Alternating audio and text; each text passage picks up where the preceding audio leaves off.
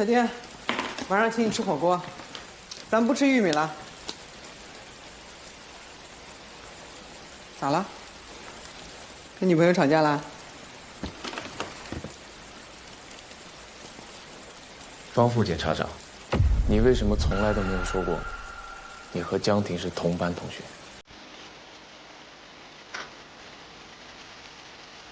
有进步啊，遇到事情知道冷静、理智、客观的，也知道查我了。我只是想找到真相。你一直坚持他是谋杀，不是自卫，是因为你没有过节吗？你报复他，所以你一定要给他定罪，是这样吗？你凭什么认为我要给他定罪呢？如果不是我想的那样，你为什么要隐瞒呢？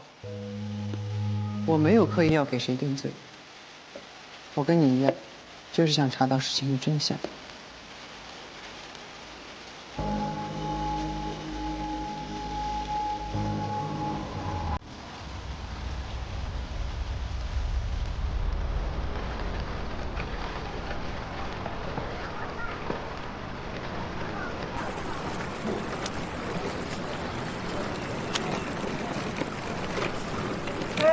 小芳回来了啊，张叔，哎，你有1年没回来了吧？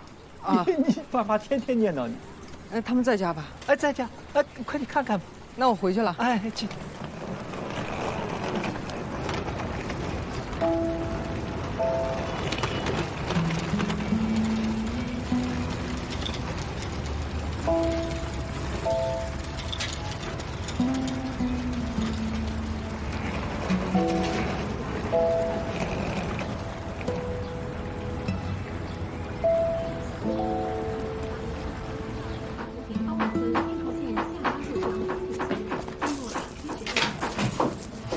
等一下啊，我马上就来。为解决农民实际生活困难，港深大海保护分类合作没有过以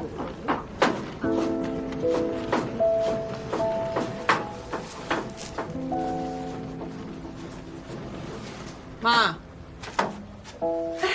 闺女啊，你怎么从省城回来了？我调回来了。什么时候回来的？啊，回来几天了？是你也不说一声，真是有点忙。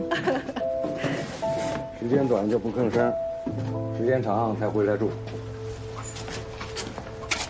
你还把这儿当家呢？孩子好不容易回来，说这话干什么呀？爸，昨天有人说在前街看见你，我还不信，你都到家门口了。行了，菜少了，赶紧的，去买点肉回来。楼上都堆杂物了，没地方住了。快去！这老头子真是，别理他。哎呀，哎，你好像又瘦了，闺女啊。没有吧你？这衣服不合体了，我脱下来，我给你改。哎呦妈，这衣服不能改，它就是这样的听我。说，你爸爸给你做了几件新衣服，可好看了。在楼上，你换上一件，这个脱下来，分分钟的事儿，我给你改好。哎呀，妈，快去！你别瞎改啊，妈。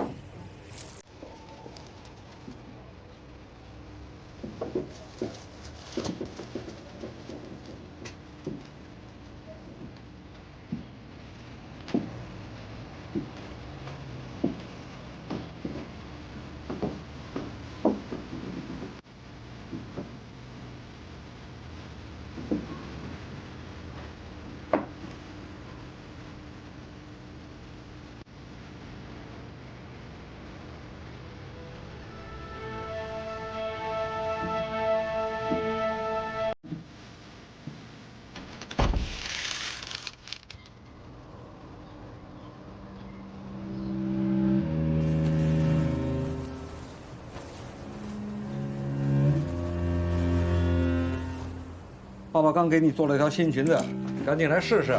真的？啊，你看看我的？啊，前几天有个客人来做了这个裙子，我觉得样子挺好的，就偷偷的给你也做了一条，就是料子没人家的好。挺好的，你手艺最好。那赶紧试试。我看一眼。今天学校不是活动吗？就差这条。班长，今天主持活动的裙子真好看。对啊，真好看。方渊，你怎么跟班长穿了同款啊？方凌渊，你穿这身衣服真好看。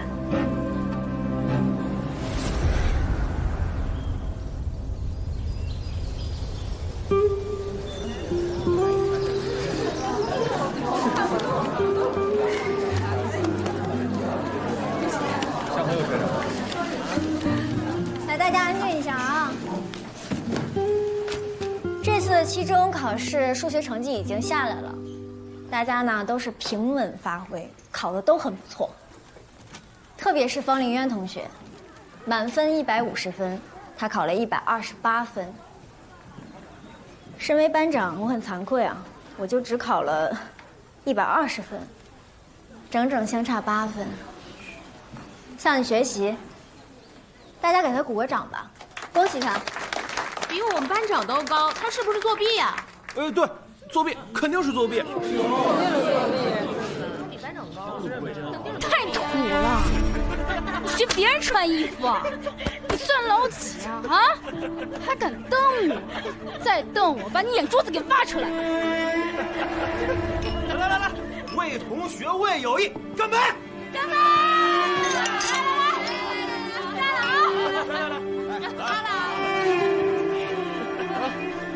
你这个哥们儿，那还完没有？来，方凌渊，我跟你道怎么这老同学都不认识了？人家方凌渊呀，现在可是在市检察院工作，那可是咱们班的骄傲。我自罚一杯啊！我干了。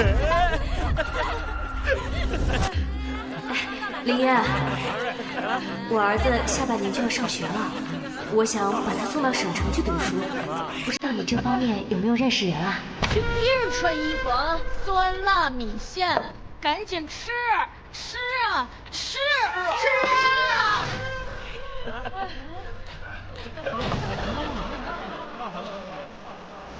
没吃饭呢。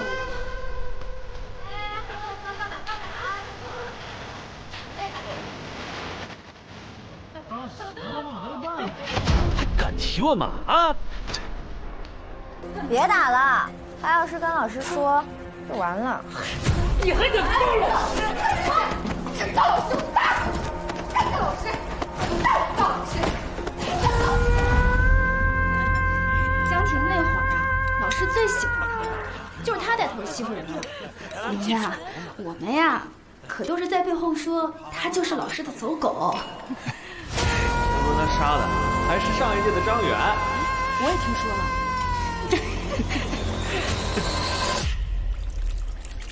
你们没看那个方凌渊，今天转成那个样子，我真是服了。要不是为了我们家小宝上学的事儿，我能给他这个脸？哎，你刚才啊，你还真的说得出口？你帮过他什么呀？啊！我记得当年欺负人的时候，就你欺负的最凶。这哪是我呀？就方凌渊那个死脸，我理都懒得理。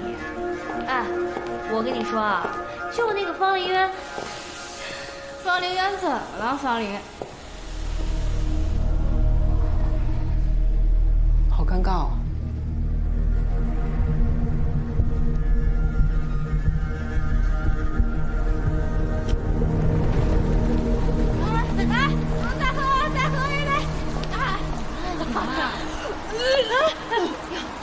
没事吧你？来，谢谢。同学聚会喝多了。来坐。哎，拿着。江婷是你们班同学吗？是啊，你谁啊？这是我的名片。雷律师，可以跟你们好好聊聊吗？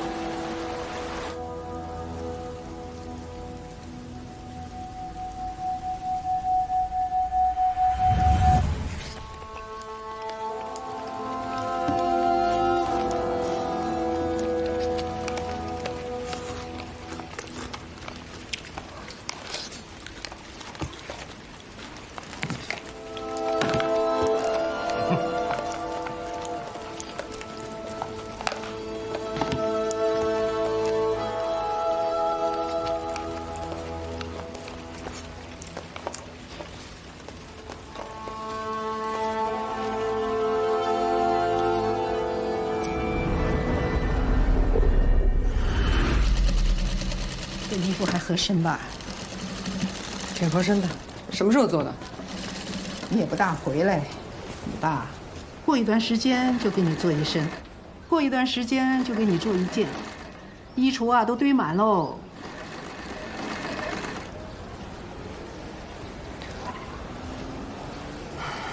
我爸痛风怎么样了？哎呀，还能怎么样？天天让他少喝，他也听不进去，一到夜里面就喊疼哦。以前呢舍不得花钱，你的衣服啊都是你爸给你做的。我记得有一次，有个客人送来一个名牌，你爸觉得挺好的，就照着那个样啊也给你做了一件，还多缝了一个兔子。哎妈，过去的事情不说了。我觉得我爸给我做的衣服挺好，比名牌都好。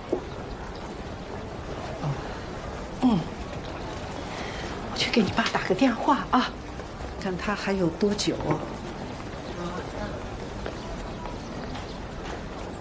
方爷，我衣服好了吗？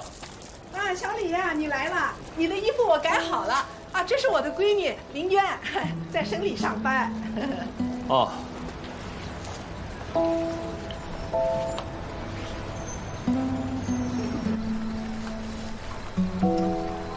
没想到你家离我们玻璃工坊这么近，但怎么从来没见过你？正常。我上大学去省城上的，然后就在那儿工作，1年也回不来几趟，没见过正常。哦，也是。你们工作肯定忙啊。忙，一方面是忙，还有就是，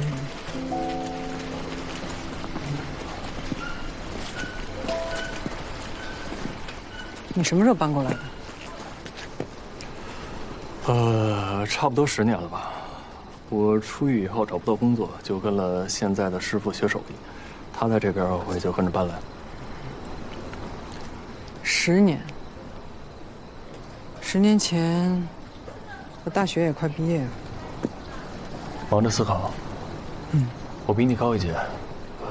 我记着你那一年的题应该是事实3，甲乙实施入室盗窃和杀人后，殴打警方逃窜，谢某出于正义驾车追赶。甲乙为了防止谢某超车，就蛇形行驶，2公里后撞上了路中间的水泥隔离墩。谢某刹车不及，撞上了甲乙的车辆，导致重伤。这应该是你那年的题吧？好像是。你怎么答的？太久远了，有点忘了。想想，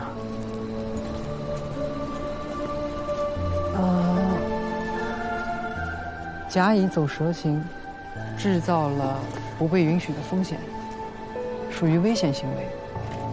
该行为也导致了这个结果，所以甲乙双方应该共同承担。错了吧？有些个案，行为人虽然制造了不被容许的危险，而且也引发了结果，但如果危险和结果之间不再构成要件的效力范畴内，那行为人就不必为结果负责。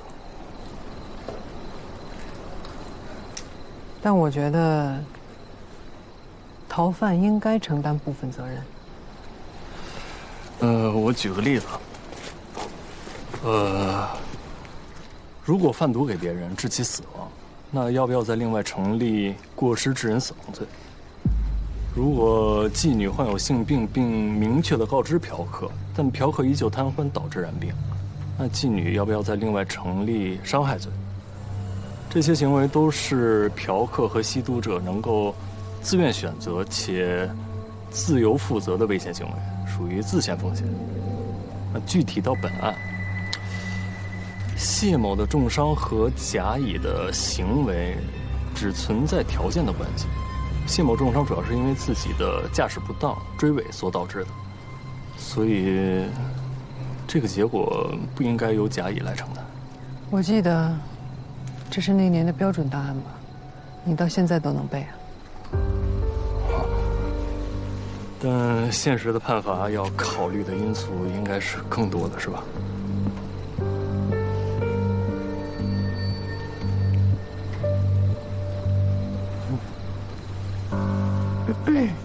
当了检察官才知道，那些尸体里的 A、B、C、D 甲、乙、丙、丁，再也不是我们假想的对象了，是一个个活生生的人。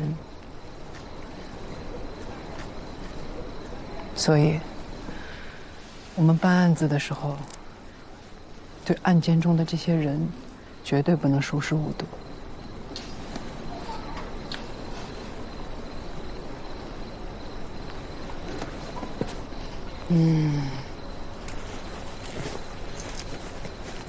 你对法律很熟悉啊？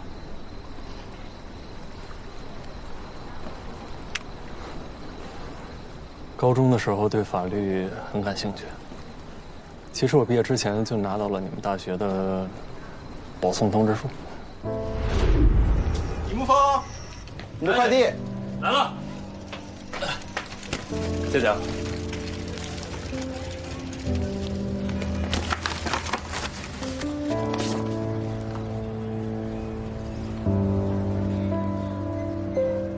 曾经也想成为一名检察官，像你一样。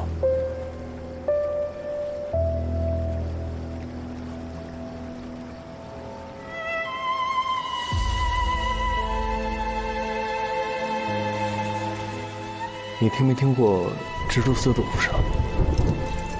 一个十恶不赦的罪人，因为救了一只蜘蛛，得到了逃离地狱的机会。佛祖放了一根蜘蛛丝下去，他便向上攀爬。但过程中他发现，其他的恶人也在向上攀爬，他担心会断，便大喊着让他们滚下去。佛祖看见了这一幕，便断了蜘蛛丝。这些人呢，也就再一次回到了地狱。凭什么一个人做尽坏事，只要做一点点好事，就能有改变命运的机会？你说呢？是啊，有些人一辈子也等不到一根蜘蛛丝。假如我的案子是一道主观题的话，你会怎么打？我是有罪还是无罪？我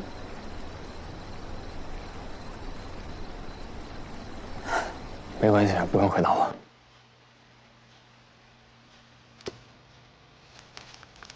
据此，依照《中华人民共和国刑法》第234条、第20条第2款之规定，判决如下：全体起立。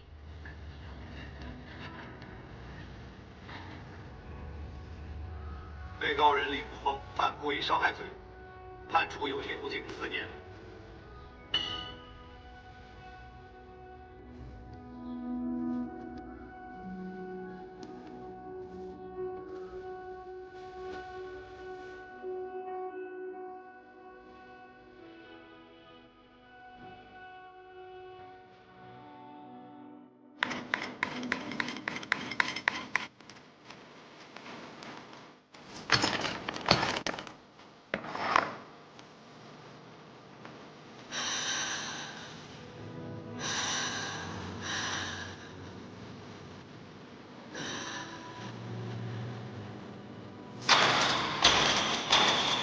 谢谢。申诉什么案件09年的628案。09年，这不是14年前的案子吗？你是觉着14年太久，还是觉着14年前的案子不重要？啊，我不是这个意思，只是14年前的案子再申诉恐怕有点困难。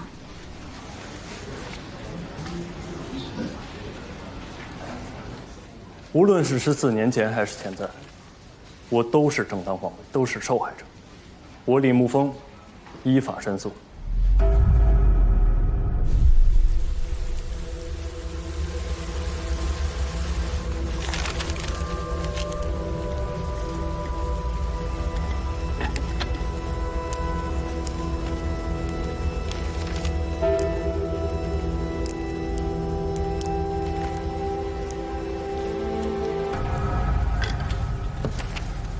这2天的情况啊，大家都看到了。段洪山检察官涉嫌杀人，这也导致了他过去办的许多案子都有人来申诉。这其中呢，就包括了628案的凶手李沐风。14年前的这起案子，发生在学校旁边的图书馆，轰动一时，相信各位还有印象。李沐风坚持认为段洪山的处理有误，所以啊，今天请大家来啊，谈谈自己的想法，看我们应该如何处理。我建议呢，举行一次公开听证，借此机会呢，给李沐风释法说理。这死者的父亲不仅举报段洪山，还上门复仇。这案子处理的……公开听证好啊，正好借着机会核查一下旧案吧。这听证会怎么能说开就开呢？14年前的案子，凶手服刑期满，都已经过了好多年了，是案子结论不清晰啊，还是过程有异议呢？是啊，到现在，段洪山杀人案都没个音儿呢。到时候法学专家、人民监督员全都得来。哎，我认为没必要。现在群众关注的焦点是14年前这个案子吗？徐检，你反对公开听证，那你有什么办法恢复民众对我们检察院的信心呢？我只是反对有必要为了这个已经结了的陈年旧案浪费时间吗？什么叫浪费时间？如果老百姓被误判，耽误了这么多年，就不叫浪费时间？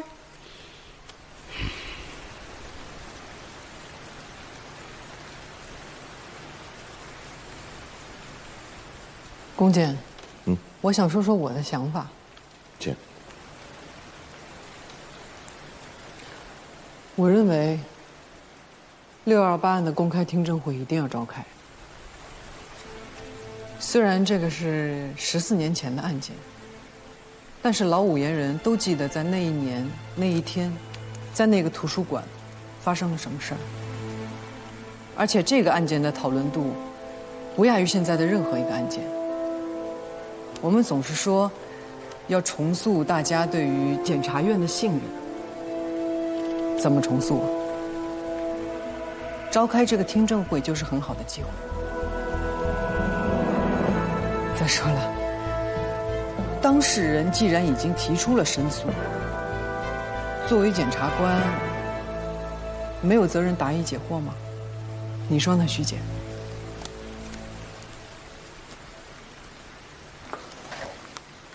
好，事不宜迟，立刻通知案件的当事人和其他相关人员，邀请与案件没有利害关系的听证员，我们尽快召开公开听证会。方副检察长，这次的听证会就请你负责。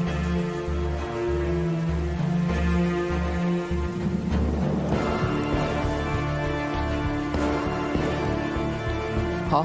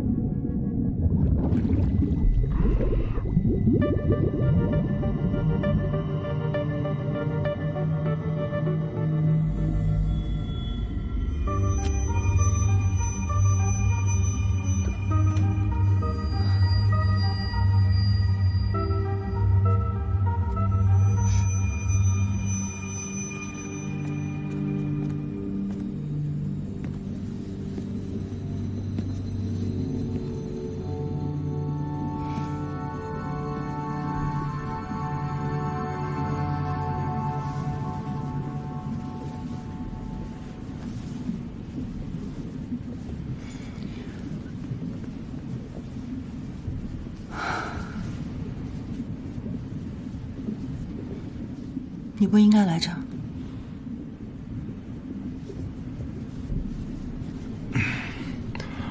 我就是想看看你的生活。失望吗？这里暗的时候多，亮的时候少，我也只能点亮一盏小小的灯，时刻感到心惊胆战。这样的生活我们已经过了14年了，也是时候该做出改变了。我已经向检察院提起了申诉，应该过段时间就会召开听证会。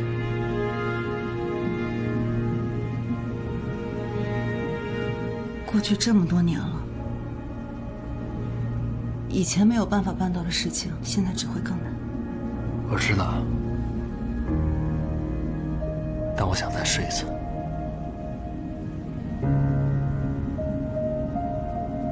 我记得很多年前你就想要申诉，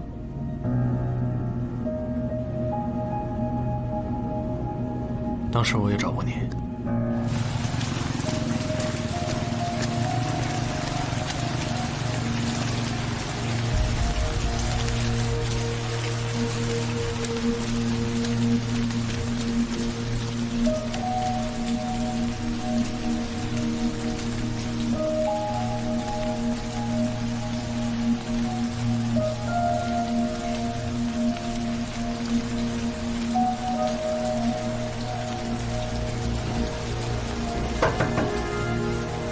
谁啊？梅章，是我，李沐风。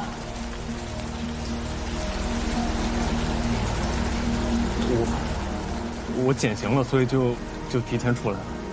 我想着还是应该来见一见你。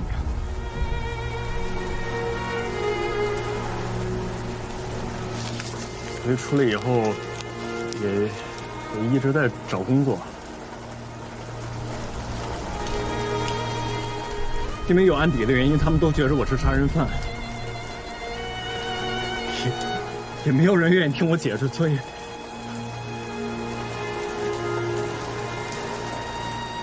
我只能来找你。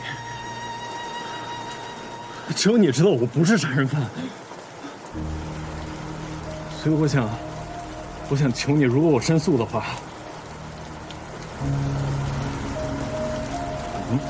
能不能帮帮我？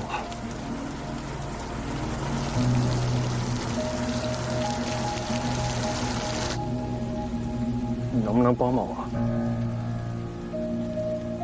我帮过你一次，也救了我。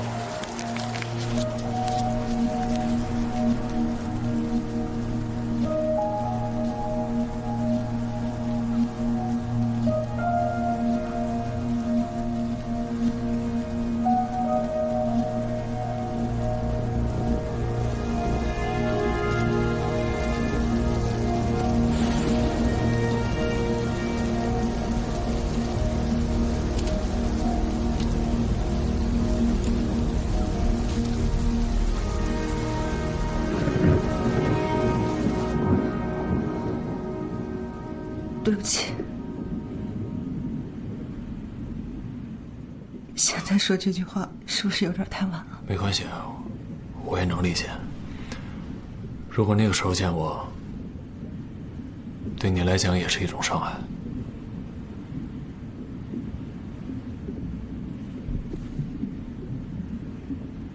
那这一次听证会，有你在的话，翻盘的几率会大一些。当然了，这还是要尊重你的决定。要是失败了呢？那可能就是我们的归宿吧。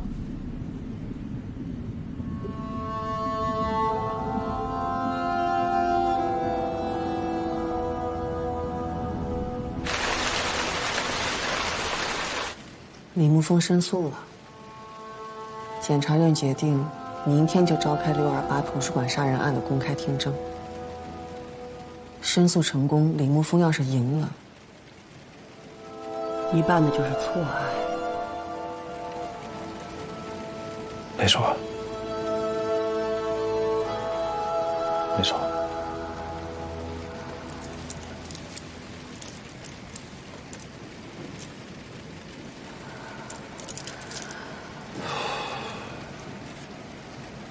我总是是这样，要想好生的爬树，计划赶不上变化。我应付得了。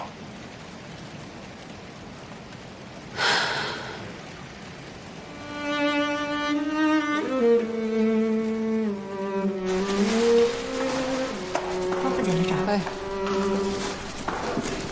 哎，姐，你还没走？准备的怎么样了？差不多了，明天8点准时开始。5名听证员、法学专家、律师、社区代表、人民调解员全部通知到位。我看到名单里有雷爽，他跟段洪山不是有利害关系吗？14年前，他是段主任的助理检察员，所以是案子的相关人员。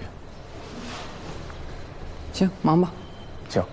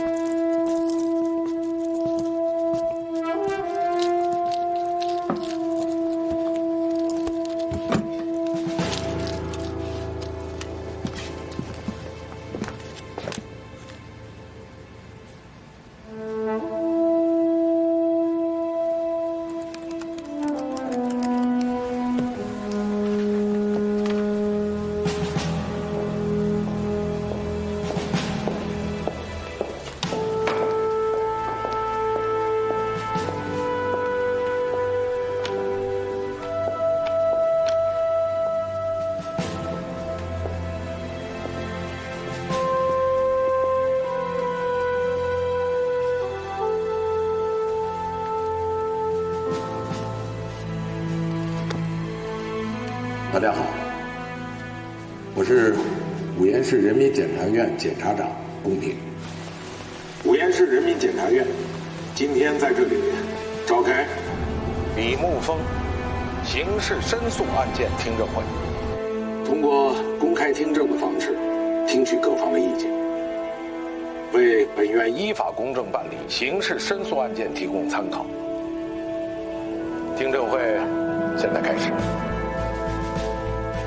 今天听证会的组成人员有：市院副检察长方凌渊，检察官助理刘少南，书记员丁一，听证员5位，原该案件的公安侦查人员2位，申诉人李沐风，证人雷征，原承办助理检察员雷爽。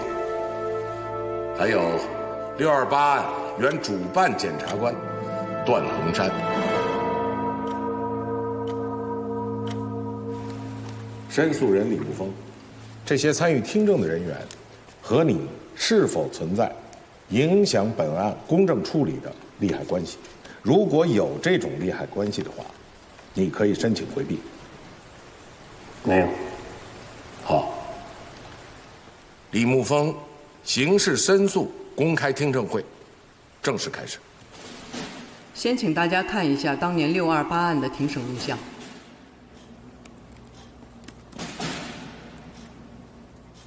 被告人李沐风，你于2009年6月28日涉嫌持刀捅刺被害人周林，致其死亡。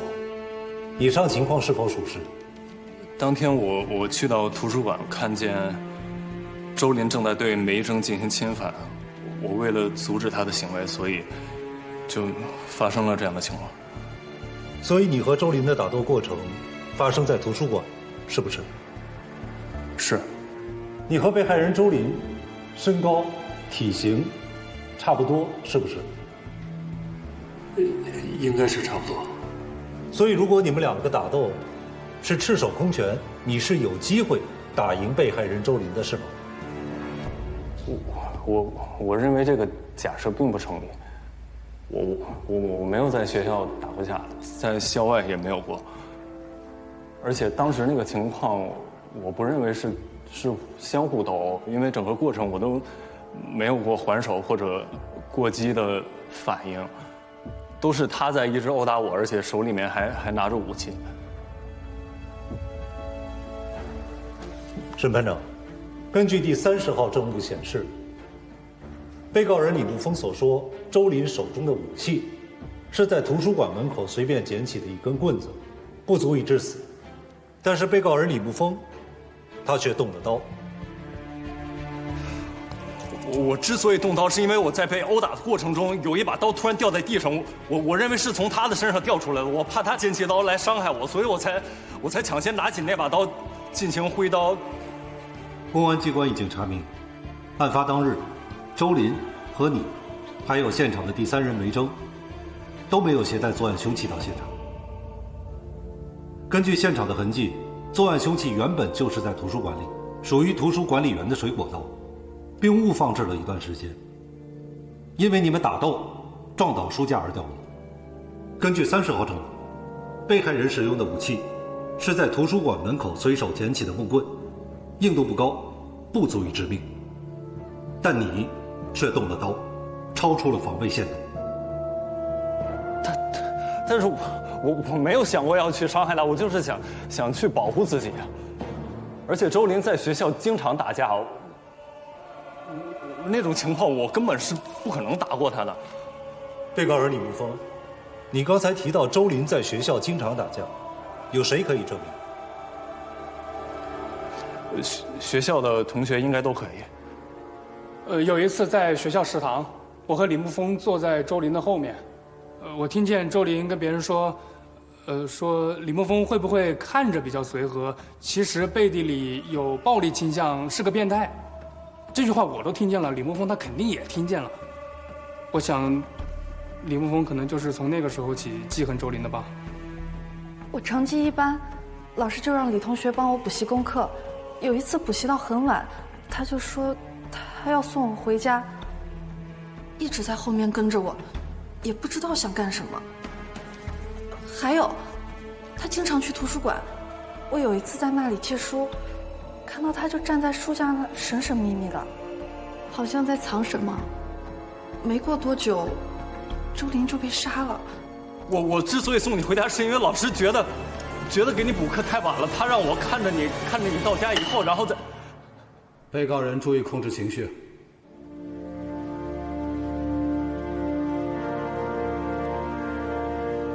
申诉人李沐风，你的诉求是什么？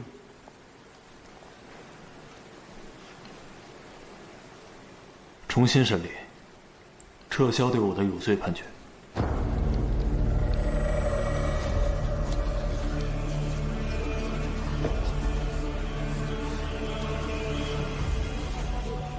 周林侵犯梅征，我上前阻止。在被他殴打的过程中，有一把刀掉落在地。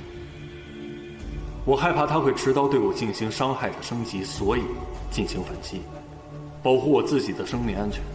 这是明显的正当防卫。但段洪山检察官始终认定我为防卫过当，还在调查的过程中，因为我被政法大学保送的原因，怀疑我利用正当防卫的法条脱罪。这是错误的判断，也是无理的怀疑，对我的人生造成了恶劣的影响。可你的确杀了人，周林持棍，你持刀。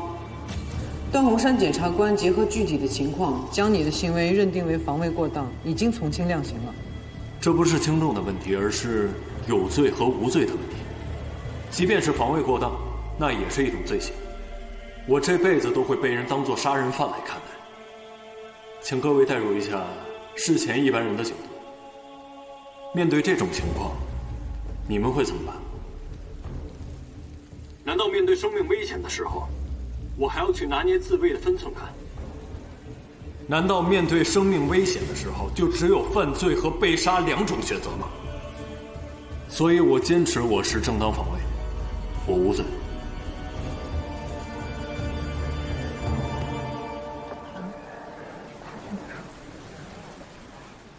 14年前的案子究竟有没有问题，还需要多方采证。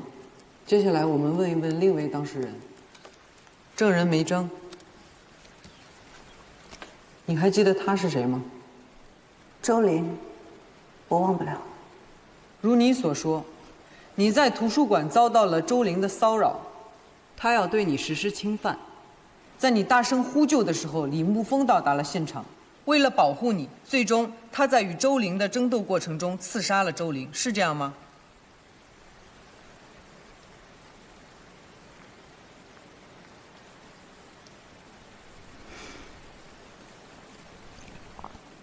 不是，确切的说，不完全是。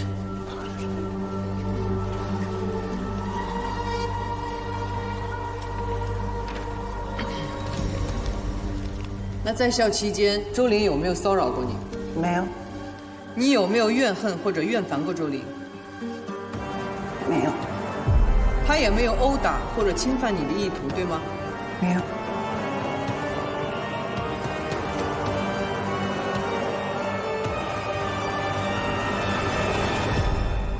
那你和周玲是什么关系？我和他是普通同学关系。他是个好人。其实一直以来，在威胁我的人，另有其人。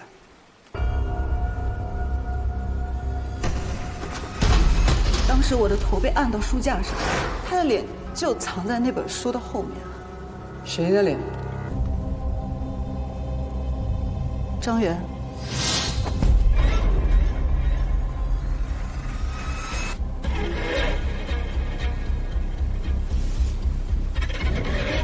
你的意思是张元当时也在现场是吗？他一直在。真是贱的啊！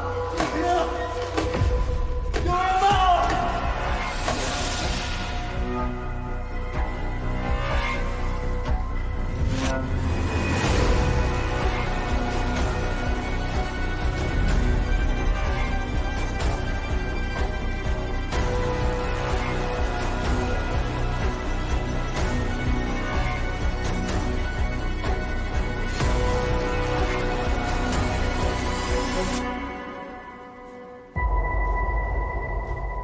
不觉得奇怪吗？奇怪什么？这已经过去2个多小时了，还没有轮到我。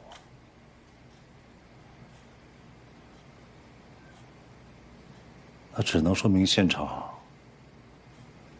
已经是天翻地覆了。我认为他在说谎。我说的每一句话都是实话。那为什么14年来你从来没有提过这件事？为什么现在要颠倒黑白？我没有颠倒黑白，我今天说的这一切才是真相。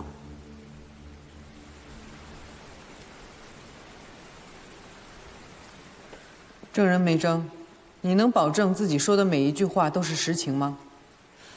事情已经过去很多年了，大家都在说是我在勾引男人，是我让男人们争风吃醋，所以导致了今天这样的结果。但事实根本就不是这个样子，这些都是谣言，这些都是对我的诽谤。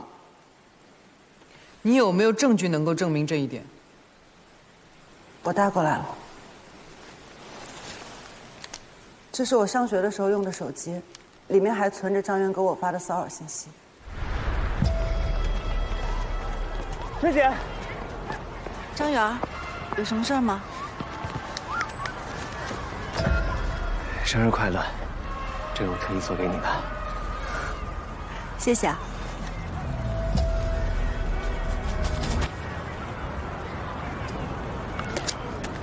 这个我不能收。你现在已经高3了，应该把精力放在高考上。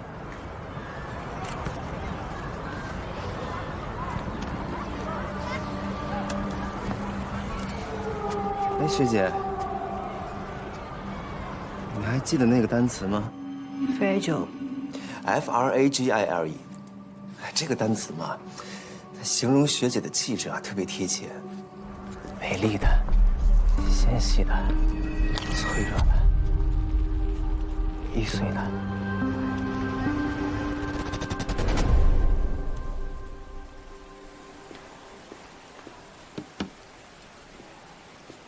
先暂时休会吧。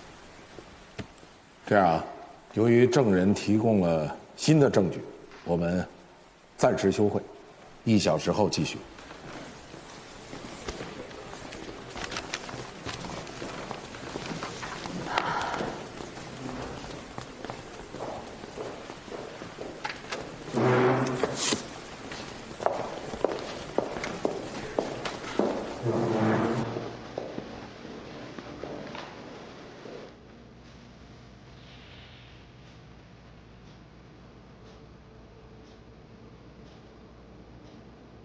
都灭了，公听会暂时结束了，1个小时后继续。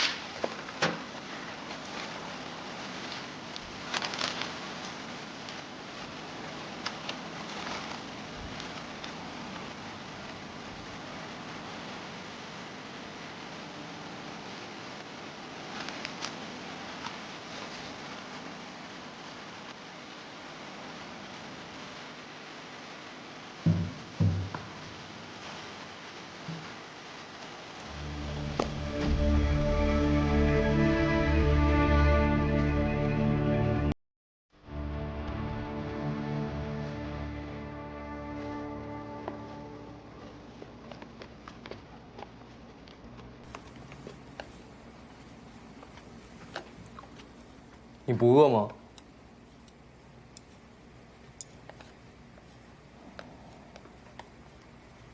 肠胃不好，吃不下。你们是不是以为快结束了？恰恰相反，这会是一场持久战，因为每个人都有自己的目的。你又不在现场，一句话也听不到，你怎么知道的？李沐风之所以提起申诉，是为了摘掉杀人犯的名头。公检同意这场公开听证，是为了让老百姓安心。方凌渊支持这场听证，是为了还原事实的真相。每个人都有自己的小算盘。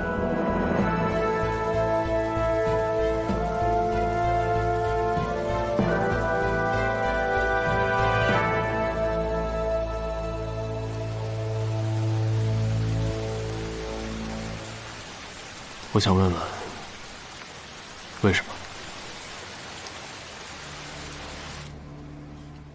那个14年前的目击证人，他有什么计划？他被这个谣言已经困住了14年了。